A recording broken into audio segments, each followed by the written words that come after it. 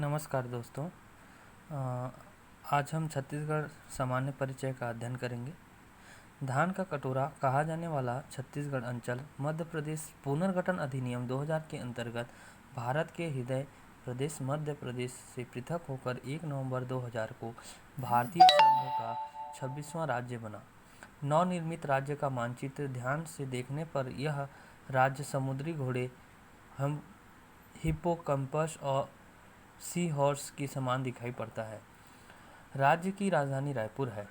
आरंभ से ही छत्तीसगढ़ की अपनी अलग संस्कृति रही है। यद्यपि इस भूभाग में ऐतिहासिक काल में अनेक उथल पुथल एवं आज की इसकी भौगोलिक एवं सांस्कृतिक विशिष्टता जीवंत रूप से विद्यमान है और यही इसके पृथक राज्य बनने का आधार है।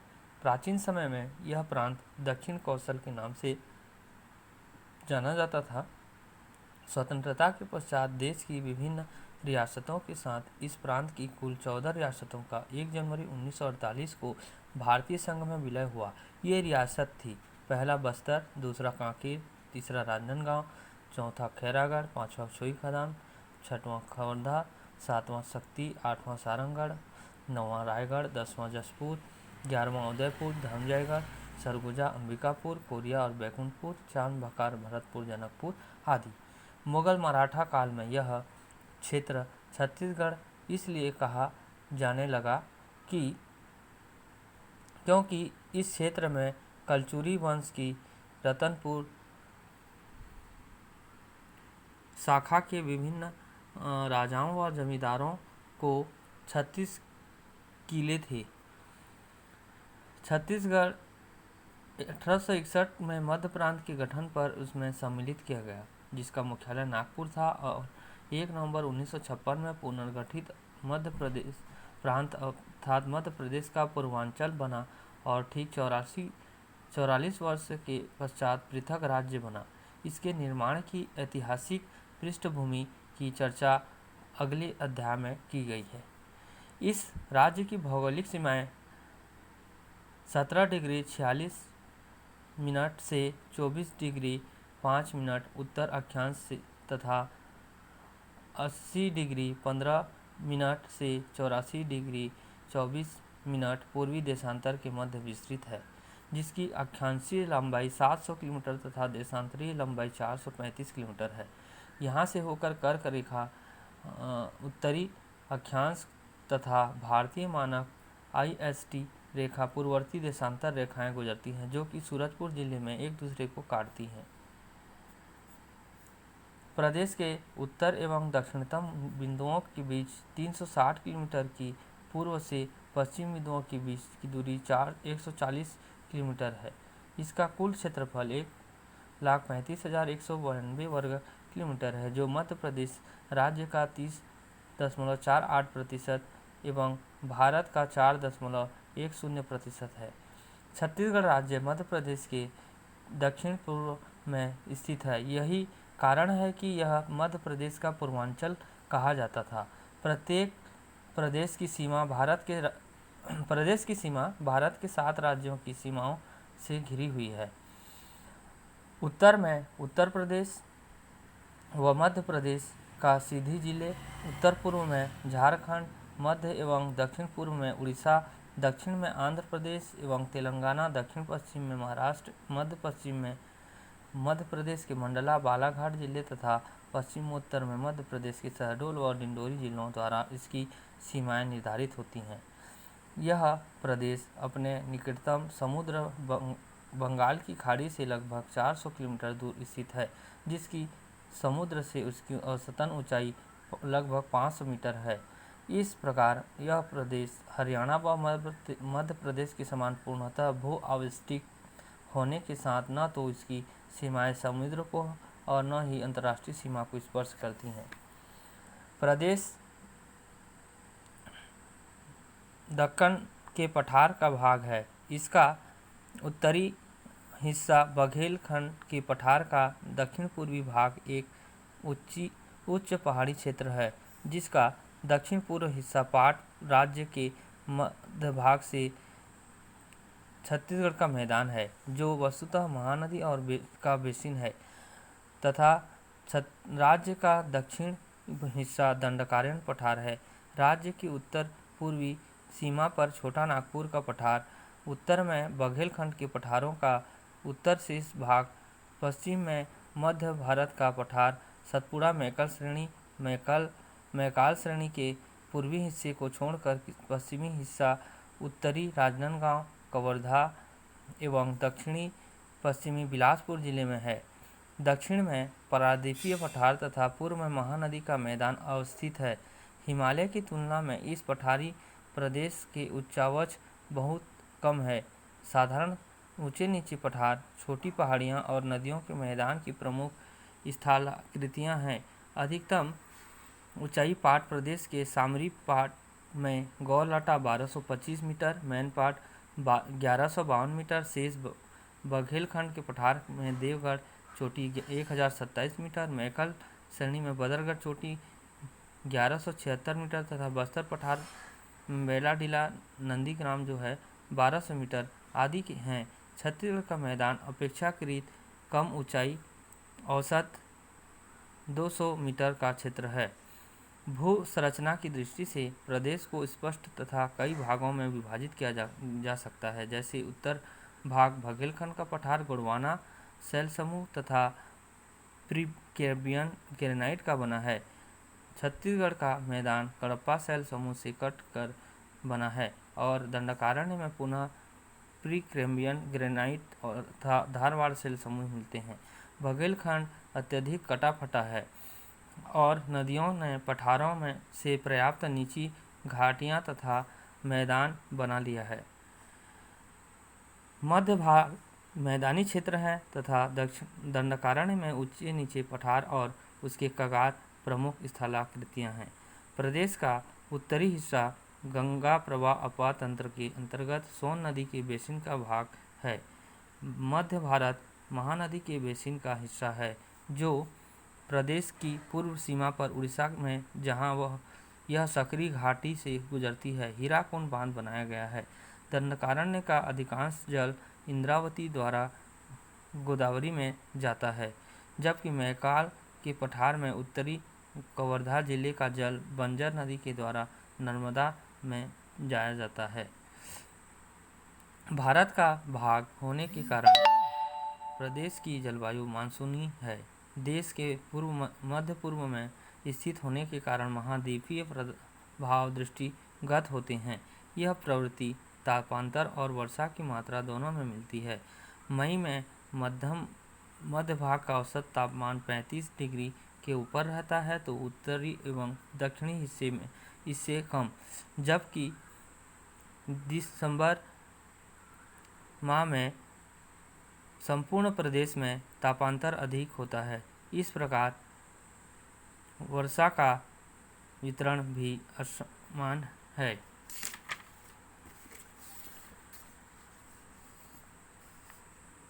प्रदेश में मुख्यतः लाल और पीली मिट्टी पाई होती है जो कडप्पा, धारवाड़ और गोंडवाना चट्टानों से उत्पन्न हुई है। यह बलुई दोमट मिट्टी अपेक्षाकृत कम उर्वरक क्षमता वाले हैं। लेटराइट भाटा अत्यधिक ऊसर तथा काली मिट्टियाँ बीच बीच में मिलती हैं। देश के अन्य भागों के समान कृषि यहाँ का मुख्य आर्थिक कार्य है। राज्य की लगभग 80% जनता कृषि एवं कृषि आधुनिक उद्योग धंधों पर निर्भर है। कृषि उपयोग में स्पष्ट प्रादेशिक भिन्नता मिलती है।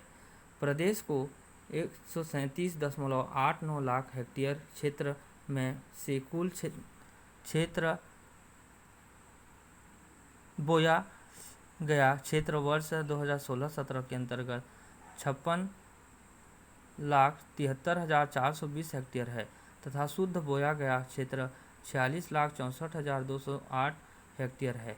प्रदेश गठन के समय शासकीय स्रोतों से 13.28 लाख हेक्टेयर में सिंचाई क्षेत्र निर्मित हुआ था, जो कुल बोए गए क्षेत्र का लगभग 23% थी। वर्तमान में मार्च 2017 से यह 20.52 लाख हेक्टेयर हो गई है। इसी तरह राज्य निर्माण के पश्चात कुल 7.24 लाख हेक्टेयर क्षेत्र में अतिरिक्त सिंचाई क्षमता की वृद्धि हुई है। वर्तमान में मार्च 2017 के तक प्रदेश में सिंचाई का प्रतिशत 35% है। संपूर्ण प्रदेश में चावल प्रधान फसल है, जबकि चना, गेहूं, ज्वार, अरहर, गन्ना आदि का प्रचलन सिंचाई सुविधा के साथ बढ़ रहा है। 17.54% कृषि क्षेत्र द्विफसली है। शेष राष्ट्र की तुलना में यहाँ सिंचाई की सुविधा का बहुत अधिक विकास नहीं हुआ है।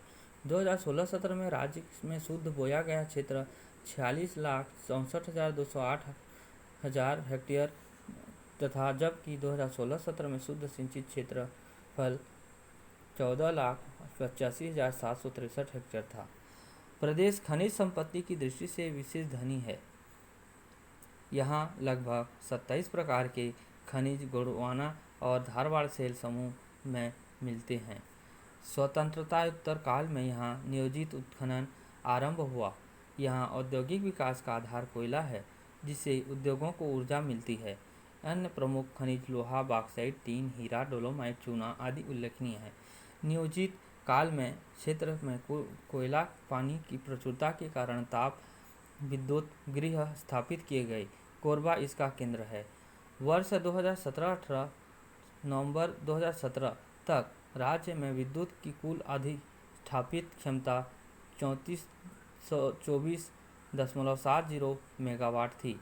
3424.70 मेगावाट थी। यहाँ संसाधनों की तुलना में औद्योगिक विकास अत्यंत धीमा एवं कम हुआ, किंतु पिछले 20 वर्षों में और खनिज और पर आधारित उद्योग